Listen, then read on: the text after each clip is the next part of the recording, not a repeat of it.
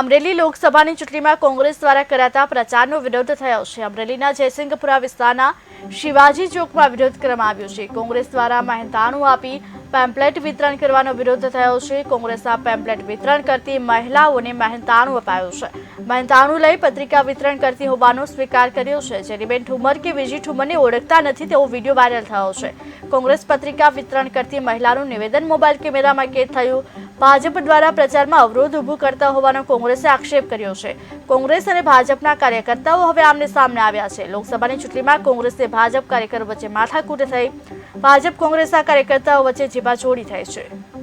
આજે કોંગ્રેસના આગેવાનો અને બહારથી પૈસાથી મંગાવેલા બહેનો દ્વારા જયસિંહપુરામાં જ્યારે પત્રિકાનું વિતરણ કરી રહ્યા હતા ત્યારે લોકો એને પૂછી રહ્યા હતા કે વિરજીભાઈ ઠુમર જ્યારે 5 વર્ષ સાંસદ અને પહેલા ધારાસભ્ય અમરેલીમાં રહી ગયા ત્યારે તેઓએ અમરેલીમાં જયસિંહપુરામાં શું કામ કર્યું એની એક પત્રિકા અથવા 1 રૂપિયાની ગ્રાન્ટ આપી હોય તો એની પત્રિકા તમે બનાવડાવો, એ પણ અમે તમને સાથે વેચાડાવશું।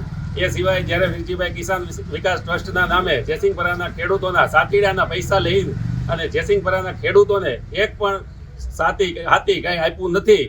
અત્યારે હાલમાં જે ચૂંટણી લોકસભાની ચાલી રહી છે, અમારા કોંગ્રેસના લાડીલા ઉમેદવાર અને અમરેલીની દીકરી જેનીબેન ઠુમર દરેક જગ્યાએ આખા લોકસભા વિસ્તારમાં દીકરીને આશીર્વાદ આપે છે, લોકો એની જીતના વધામણા કરે છે।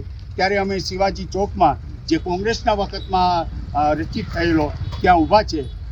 આજે અમારી બહેનો પત્રિકા વેચવા અને પ્રચારનું કાર્ય કરી રહી હતી, એવામાં અહીંના થોડાક ભાજપના એવા તત્વો દ્વારા એમને રોકવામાં આવ્યા। અમને હારથી બોખડાયેલા અને હારથી હતાશ થયેલા લોકો અમારા પ્રચાર કાર્યને પણ અટકાવી રહ્યા છે અને લોકશાહીના આ પર્વમાં પોતે કલંકિત કામ કરી રહ્યા છે। એ બદલ એમને સદબુદ્ધિ આપે।